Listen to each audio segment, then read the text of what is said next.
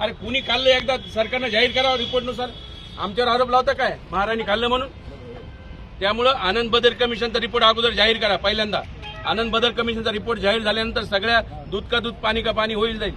आणि सगळ्या राज्यामध्ये त्या पंजाबमध्ये संख्येनुसार झाले, हरियाणामध्ये संख्येनुसार झाले, त्या आंध्र प्रदेशमध्ये संख्येनुसार झाले. आणि जर इथं जर संख्येनुसार झालं तर काय होईल माहित आहे. अहो महाराणांना 8.5% मिळेल. 13 पैकी 8.5% आमचा वाटा आहे. मग आमचा फायदा आहे. फायदा असताना आम्ही विरोध ह्यासाठी करायला लागलो की संविधानाच्या विरोधात आहे. आम्ही फायदा आणि तोटा बघून निर्णय घेणारे अवलादी नाहीत. आम्ही बाबासाहेबांची लेकर आहोत. जी गोष्ट संविधानाच्या विरोधात आहे त्याला आम्ही विरोध करणार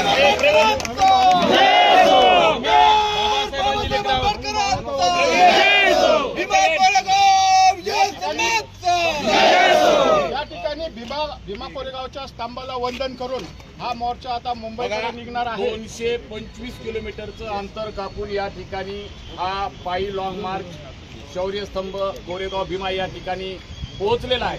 कारण ज्या वेळेस जसा जसा स्तंभ जवळ येत होता तशी तशी जे चालणारे जे कार्यकर्ते होते त्यांच्यामध्ये अतिशय बेभान उत्साह आणि बेभान ऊर्जा त्यांच्यामध्ये निर्माण झाला होता.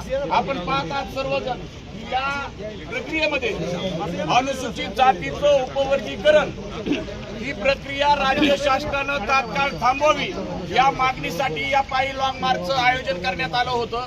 आणि आता ज्या पद्धतीनं राज्य शासन आजचा 9वा दिवस असताना देखील राज्य शासन या आंदोलनाकडे या लॉंग मार्चकडे दुर्लक्ष करत आहे. आता उद्या 10वा दिवस उजाडणार आहे.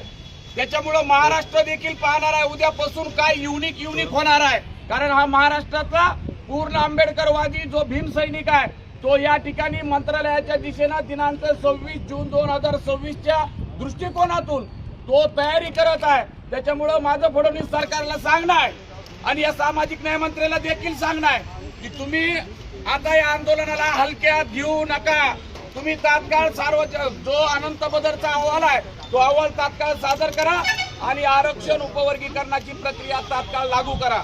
तुमचे मेसेजेस आमच्यापर्यंत पोहोचत आहेत की तुम्ही आम्हाला भेटायला या. परंतु आमचा लॉंग मार्च आहे. या लॉंग मार्चला कोणाचंही नेतृत्व नाही.